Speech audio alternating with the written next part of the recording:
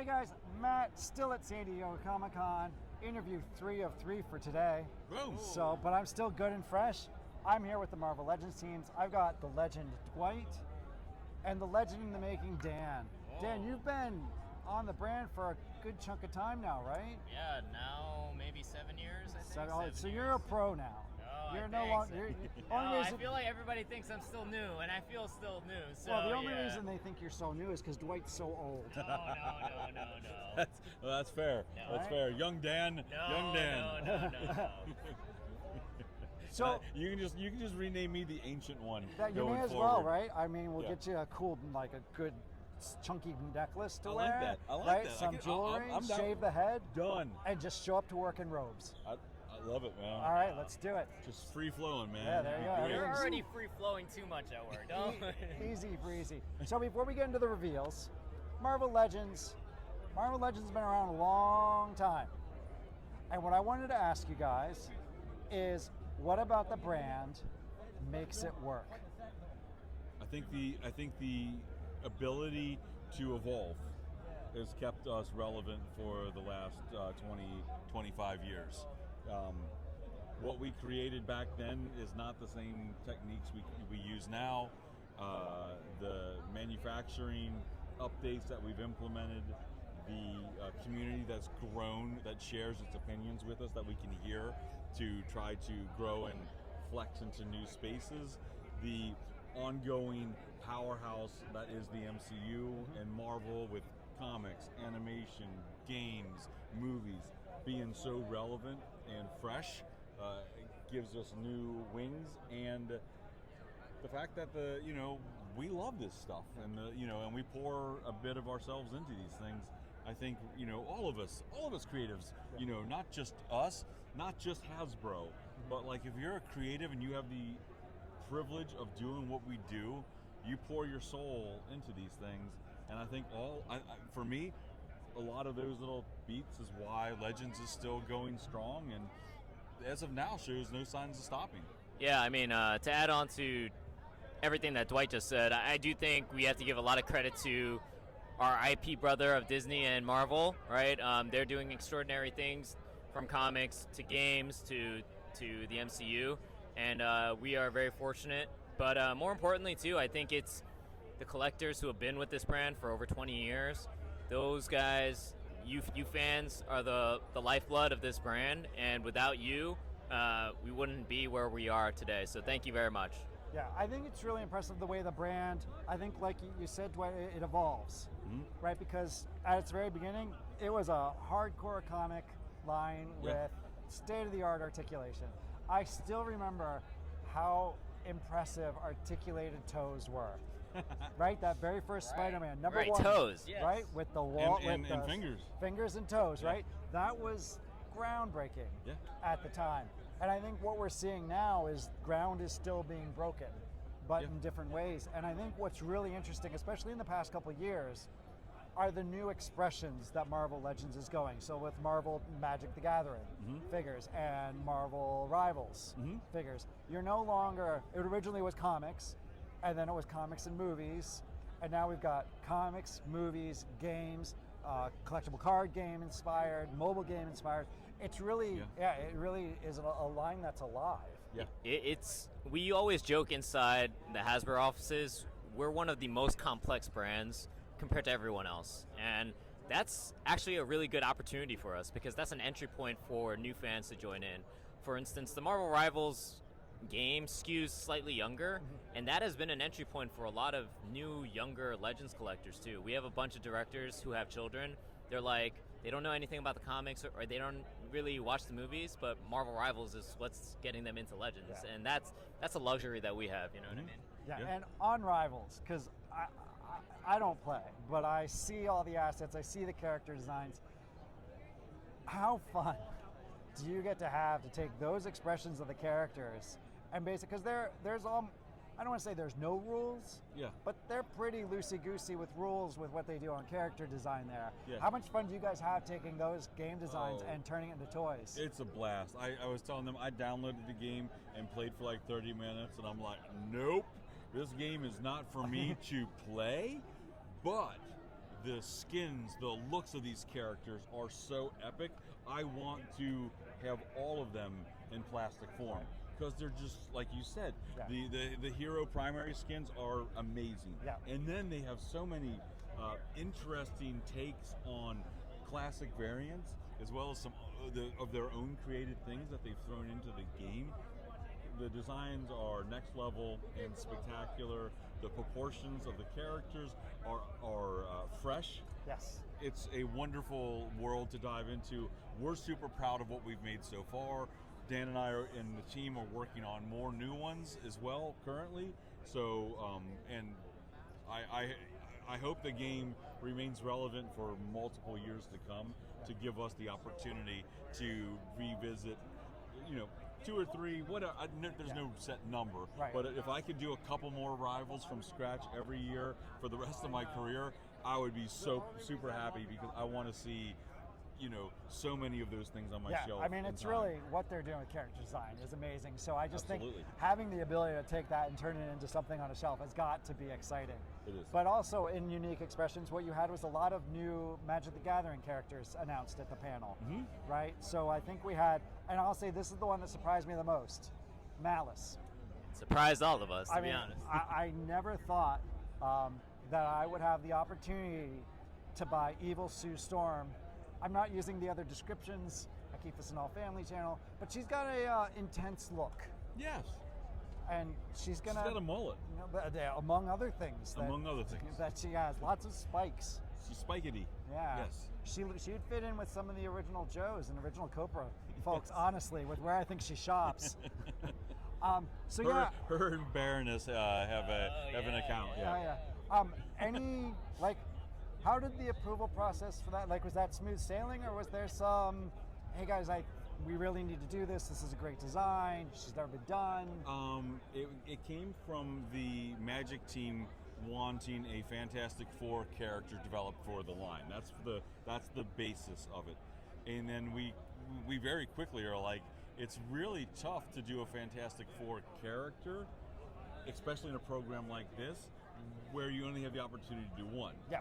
Because if you It's make the Fantastic one Four. unique costume, you kind of need the supporting people, and it's weird to do one way over here and then try to do 3 somewhere else. So we quickly started discussing what's a one-off of a Fantastic Four character that would work. And Disney and Marvel, our partners, Jesse was like, hey, what about this? And he's like, this was a look, and the version we did was inspired by the Fantastic Four cartoon. Okay. I don't know the year in the past, and Yep. I'm like, it's weird, but yeah, let's put it up the flagpole and see what happens. I would say every single character that we submit for approval, it could be like a roller coaster ride sometimes. You know what I mean? And for this one, we were fortunate because we had multiple stakeholders that really wanted to do something that was different and unique.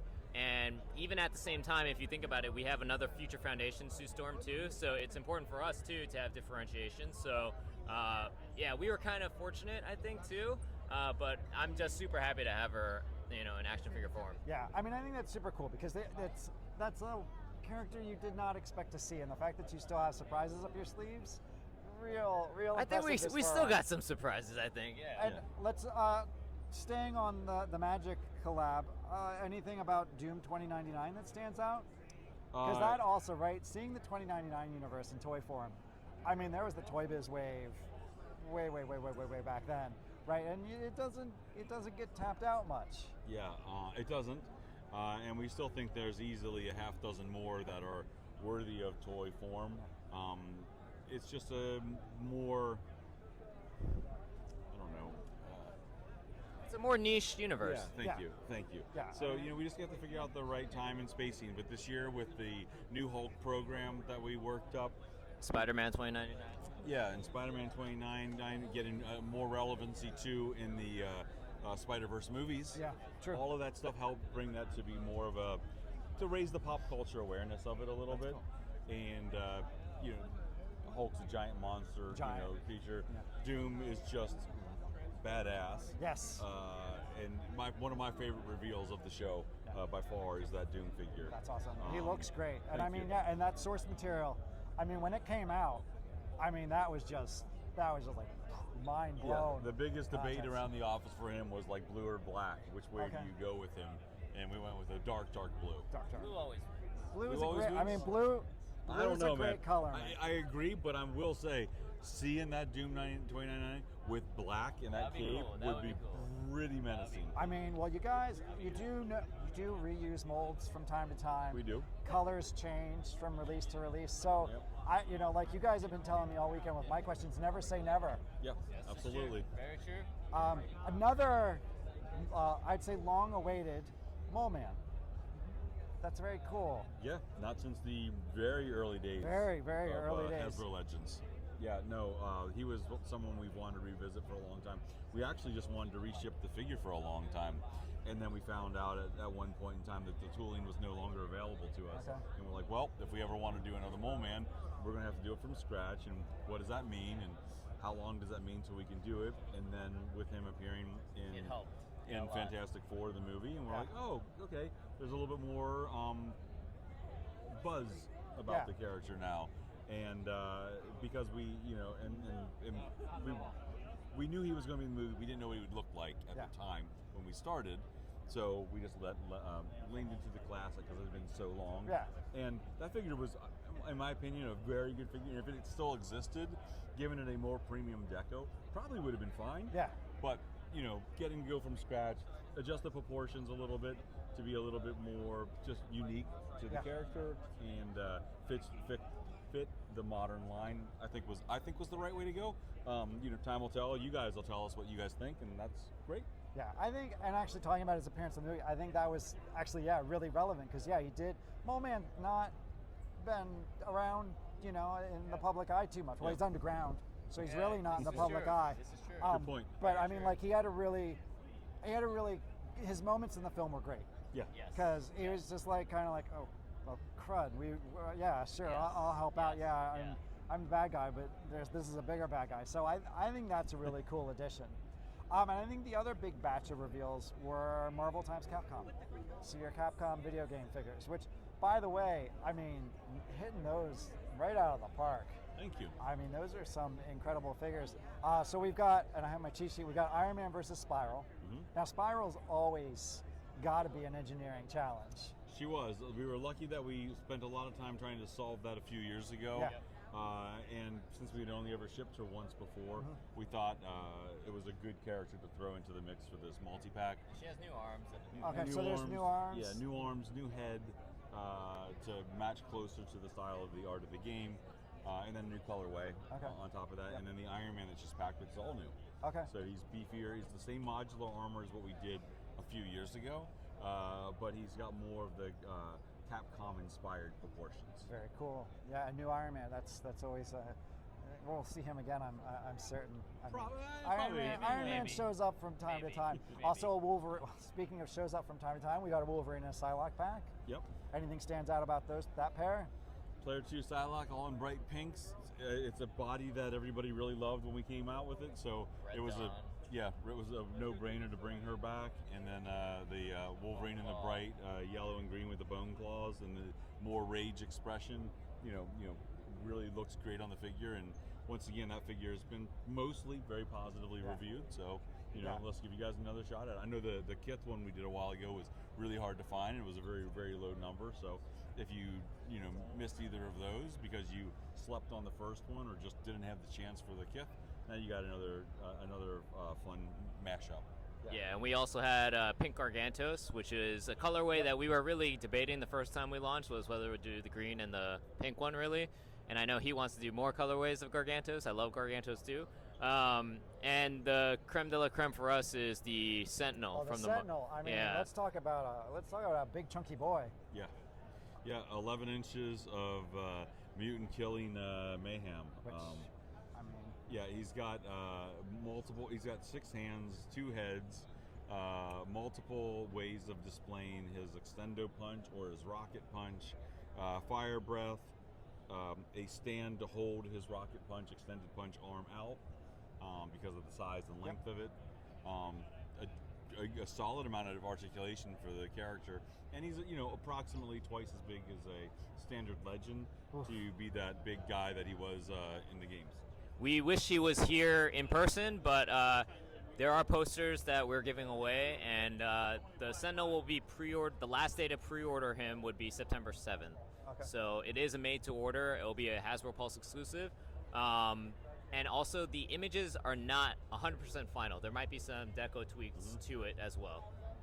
Yeah, and actually, let's talk about MTO for a second, because I think your brand has played in that sandbox the most. Yes.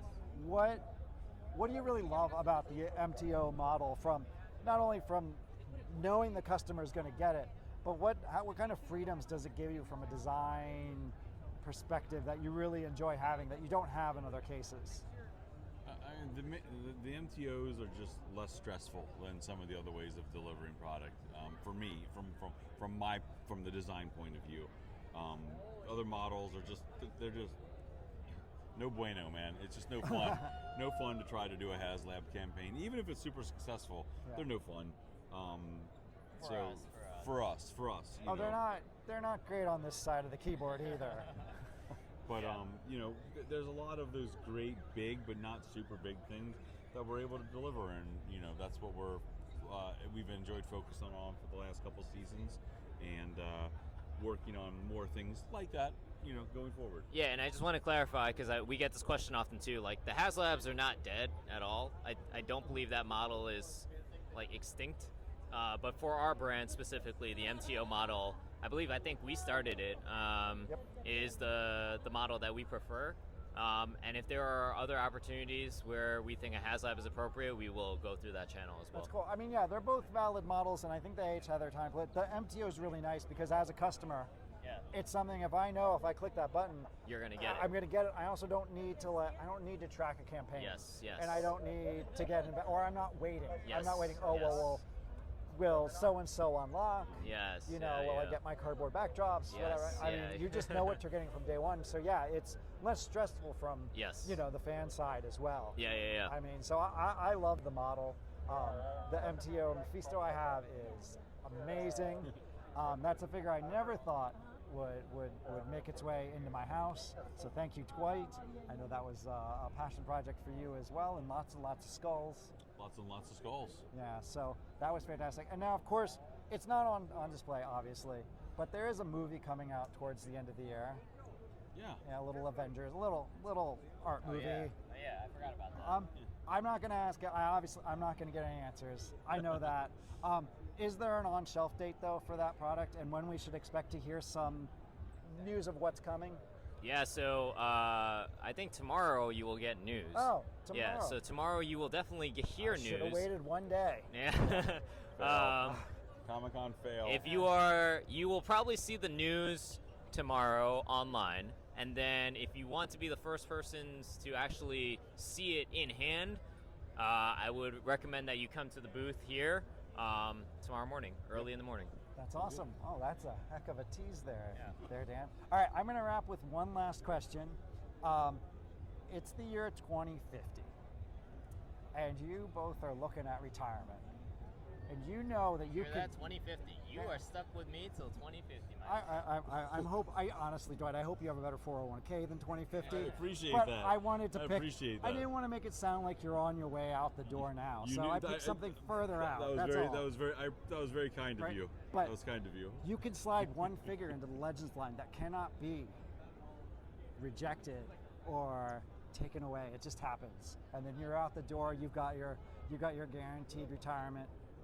Who do each of you choose as your final spot? I will cheat because I've already answered this question from a previous person. I'm going to cheat and say I want a 3 3/4 inch Blackbird and a couple of figures with it.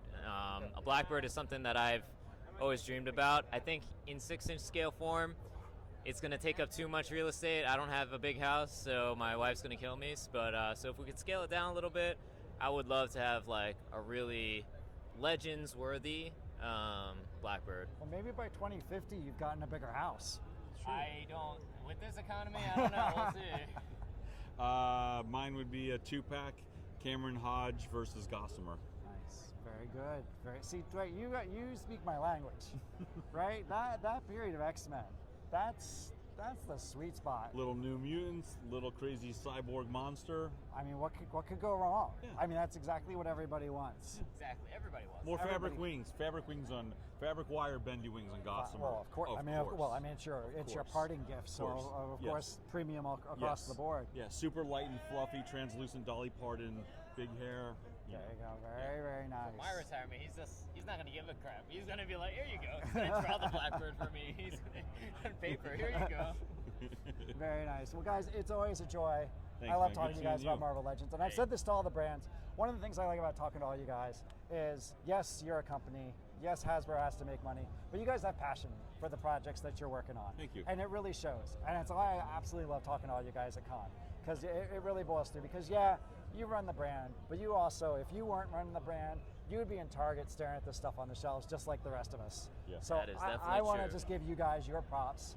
Thank as you. fans of the Thank line you. too, Thank you. and your passion shows in the work. So thanks for all the cool stuff you make for us. Honestly, Thank if you it for wasn't, supporting. if it wasn't for the fans, we would not be here. So again, thank you for everything as well. Cool, thanks guys, and that is San Diego Comic-Con. So thanks for watching. Hit all the buttons that you're supposed to like on videos. I don't know, I don't do this a lot. So like, subscribe, all that good stuff. And of course, pre-order Marvel Legends. Pre-order Marvel Legends. Let's go Sentinels. Bye. Woo! All right, thanks guys.